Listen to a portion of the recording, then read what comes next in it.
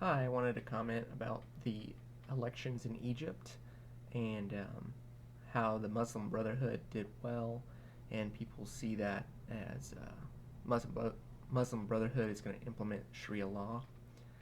And a lot of people seem to think this is going to be really bad for Egypt. And, they say that there's threats coming out of Egypt, how Israel should prepare for war. And kind of my question that I like to ask people is, what do you think the U.S. should do about it? If Sharia law is enacted in Egypt, what should we do about it? Generally, America gets itself involved in nations, sends money, it bombs people, it sends troops, or a combination of the three.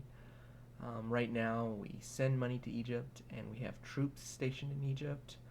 So I know many of you are like, wait, what? We have troops stationed in Egypt? Yeah, we have 1,000 troops stationed in the Sinai Peninsula in between um, Egypt and Israel on Egyptian soil, protecting Israel from Egypt. 1,000 American troops plus like 200, about 200 other random troops, and then we have helicopters and airplanes and stuff, and ships deployed to the Mediterranean and Red Sea. So I mean, if Egypt decided to attack Israel, they'd have to go through the Americans first, and our Air Force and Navy and stuff, and then they would get to attack Israel. But back to Egypt, um, I just really wonder um, what links we should go to prevent people from making choices for their own country. And, should we go to war to stop people from having Sharia law? I don't want the Egyptian people to lose freedoms that they currently have under Sharia law, but I also don't want them to die because we invade them. Um, and I hear people talk about this um, and how bad Sharia law is, and really how we have to stop it. It kind of seems like warmongering and war propaganda, and I think the last thing that you know most people want is America to go to war with Egypt. But it seems to be like a hot topic when you listen to uh, uh, right-wing conservative radio. And what brought me to make this video is, today's edition of Sean Hannity, where I mean he was really harping on it, and he does frequently, and makes it seem so bad what's going on in Egypt right now.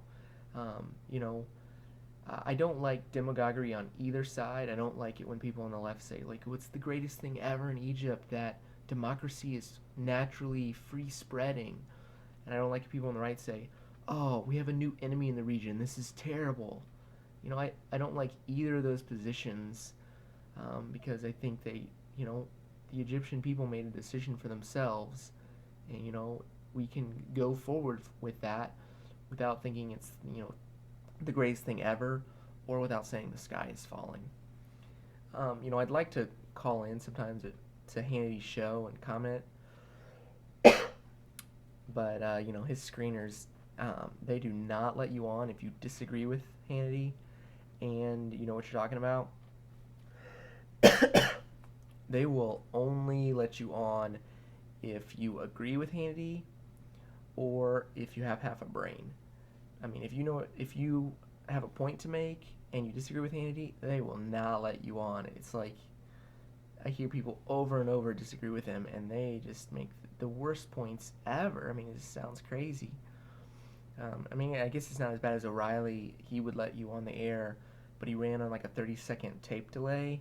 So if you made a point that made him look bad, he would just edit it out. So, I found this out to be true of myself. I heard some other people call in that said that, but in the presidential town hall debate that he recently had, I called in and I asked, did any of the candidates predict the housing bubble and what was going to happen? And did any of them participate? And I said, Ron Paul predicted it and Newt Gingrich participated. And when you listen to the show, like 30 seconds later or a minute later, whatever it was, he edits out.